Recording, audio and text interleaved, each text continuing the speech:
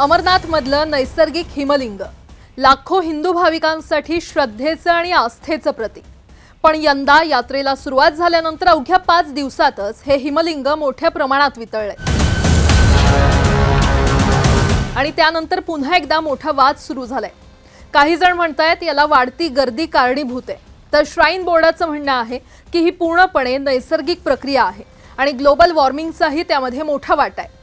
मग नेमकं खरं काय? हिमलिंग इतक्या लवकर का वितळलं आणि या वादामागचं विज्ञान काय सांगतं?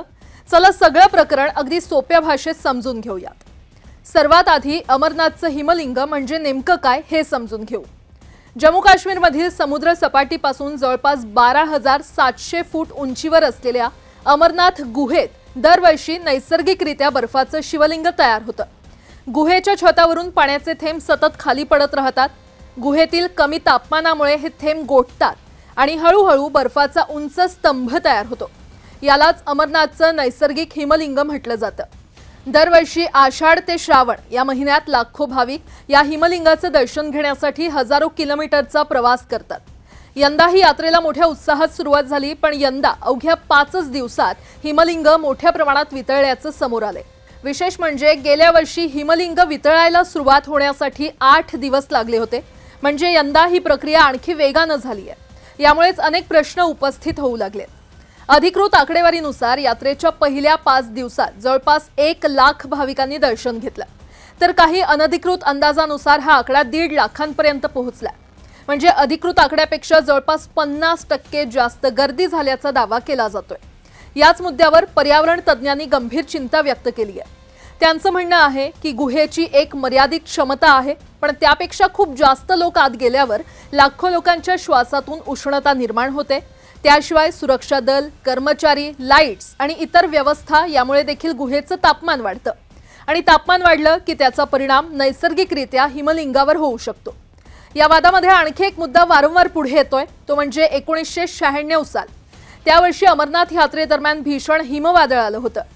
शेकडो भाविक त्यामध्ये अडकले आणि अनेकांचा मृत्यू झाला। या दुर्घटनेनंतर यात्रेचं नियोजन कसं असावं यासाठी नितीन सेनगुप्ता समितीची स्थापना करण्यात आली। या समितीनं स्पष्ट शिफारस केली होती। दरवर्षी जास्तीत जास्त 75,000 भाविकांनाच यात्रेची परवानगी द्यावी, पर्यावरणाचाही विचार करावा आणि गुहेवर अनावश्यक ताण पडणार नाही याची काळजी घ्यावी। मात्र पर्यावरण अभ्यासकांचा आरोप आहे की ही शिफारस प्रत्यक्षात कधीच काटेकोरपणे पाळली गेलेली नाही। यंदाही सुरुवातीच्या काही दिवसातच 1.5 लाखांहून अधिक भाविक गुहेत पोहोचल्याचा दावा केला जातोय। मात्र या सगळ्या आरोपांवर अमरनाथ श्राईन बोर्डानं वेगळी भूमिका घेतली आहे। बोर्डाचं स्पष्ट म्हणणं आहे की हिमलिंग वितळणं ही पूर्णपणे नैसर्गिक प्रक्रिया आहे, त्याचा थेट संबंध भाविकांच्या गर्दीशी जोडणं योग्य नाही। बोर्डाच्या अधिकाऱ्यांच्या मते जागतिक तापमानवाढ म्हणजेच ग्लोबल वॉर्मिंग हा देखील एक मोठा घटक आहे। हिमालयन भागात गेल्या काही वर्षात तापमानात बदल होत आहेत, त्याचाही परिणाम हिमलिंगावर दिसू शकतो। त्याचा दावा असा देखील आहे की हिमलिंगाचं संरक्षण करण्यासाठी तापमान नियंत्रणासह विविध उपाययोजना करण्यात आलेल्या आहेत।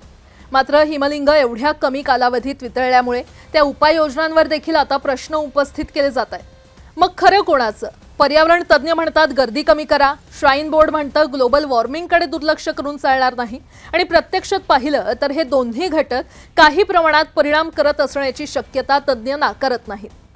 अमरनाथ यात्रा ही फक्त श्रद्धेची यात्रा नाहीये, तर ती हिमालयातील अत्यंत संवेदनशील पर्यावरणाशी जोडलेली आहे। श्रद्धा कायम राहिली पाहिजे, पण त्याच वेळी निसर्गाचं संतुलनही टिकून राहिलं पाहिजे, कारण निसर्गच नसेल तर श्रद्धेचं हे प्रतीकही टिकणार नाही। आता या वादावर पुढे काय निर्णय होतो? भाविकांच्या संख्येबाबत काही नवे नियम येतात का आणि हिमलिंगाचं संरक्षण करण्यासाठी आणखी कोणती पावलं उचलली जातात हे पाहणं महत्त्वाचं ठरणार आहे। यावर आपलं मत कमेंट करून नक्की कळवा।